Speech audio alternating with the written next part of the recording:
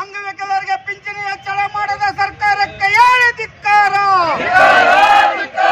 ಅಂಗವಿಕಲರಿಗೆ ಉದ್ಯೋಗವನ್ನು ನೀಡದಂತ ಸರ್ಕಾರಕ್ಕೆ ಹೇಳಿ ಧಿಕ್ಕಾರ.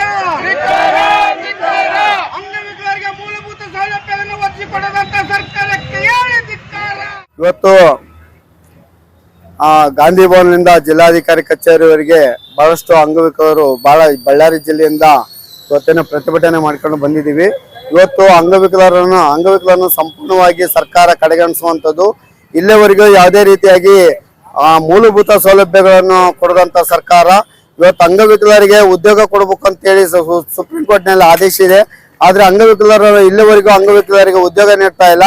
ಮತ್ತು ಈಗ ಸರ್ಕಾರಕ್ಕೆ 2 ಬಾರಿ ಕಾಂಗ್ರೆಸ್ ಸರ್ಕಾರ ಅಧಿಕಾರಕ್ಕೆ ಬಂದರೂ ಸಹ ಇವತ್ತು ಮಾಸಾಶನವನ್ನು ಹೆಚ್ಚಳ ಮಾಡಲಿಲ್ಲ ಮತ್ತು ಉದ್ಯೋಗವನ್ನು ನೀಡಲಿಲ್ಲ. ಹಾಗಾಗಿ ಇವತ್ತು ಸರ್ಕಾರಕ್ಕೆ ಬಹಳಷ್ಟು ಬಾರಿ ನಾವು ಮನವಿಯನ್ನು ಸಲ್ಲಿಸಿದ್ದೀವಿ. ಇವತ್ತು ಬೆಂಗಳೂರಲ್ಲಿ ನಾವು ಸುಮಾರು ಸಾರಿ ಹೋರಾಟವನ್ನು ಮಾಡಿದ್ದೇವೆ, ಮನವಿಯನ್ನು ನೀಡಿದ್ದೇವೆ. ಯಾವುದಕ್ಕೂ ಇವತ್ತು ಮನವಿ ನೀಡಿದ್ರು ಕೂಡ ಇವತ್ತು ಸರ್ಕಾರಕ್ಕೆ ಯಾವುದು ಕಿಮ್ಮತ್ತಿಲ್ದಂಗಾಗಿದೆ. ಇವತ್ತು ನಾವು ನೀಡುವಂತ ಮನವಿಗೂ ಇವತ್ತು ಕಿಮ್ಮತ್ತಿಲ್ದ ಇದೆ. ಇವತ್ತು ಸರ್ಕಾರದಿಂದ ಬರುವಂತ ಸೌಲಭ್ಯ ತಗೊಳ್ಳಿ ನಾವು ವಂಚಿತರಾಗಿದ್ದೇವೆ ಅಂಗವಿಕಲರು. ಹಾಗಾಗಿ ಇನ್ನು ಮುಂದಿನ ದಿನಗಳಲ್ಲಿ ಅಂಗವಿಕಲರಿಗೆ ಮೂಲಭೂತ ಸೌಲಭ್ಯವನ್ನು ಒದಗಿಸಿಕೊಡ್ಬೇಕು ಸರ್ಕಾರ. ಮತ್ತು ಅಂಗವಿಕಲರಿಗೆ ಇವತ್ತೇನು ಬಜೆಟ್ ನಲ್ಲಿ ತಾರತಮ್ಯ ಮಾಡಿರುವಂತದ್ದು, ಇವತ್ತೇನು ಬಜೆಟ್ ನಲ್ಲಿ 80% ಮಾತ್ರ ಕಡಿತವನ್ನು ಗೊಳಿಸಿರುವಂತದ್ದು.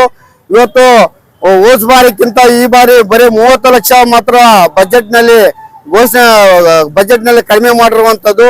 ಹಾಗಾಗಿ ಇದನ್ನ ತಾರತಮ್ಯವನ್ನು ನಾವು ಇದಕ್ಕೆ ಒಪ್ಪಲ್ಲ, ಖಂಡಿಸ್ತೇವೆ ಇದನ್ನ.